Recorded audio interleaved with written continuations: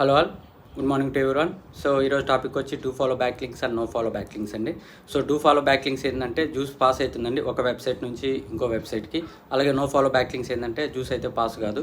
So Google ఏంటంటే do follow back links and no follow back links కూడా ఇష్టపడుతుంది, కానీ most preference 90% do follow back లింక్స్నే Google అనేది లైక్ చేస్తుంది. సో మీరు డూ ఫాలో బ్యాక్ లింక్స్ని ఎక్కువ ఇవ్వడానికి ట్రై చేయండి. నేను ఎక్సెల్ షీట్ అయితే మీకు ప్రొవైడ్ చేస్తాను.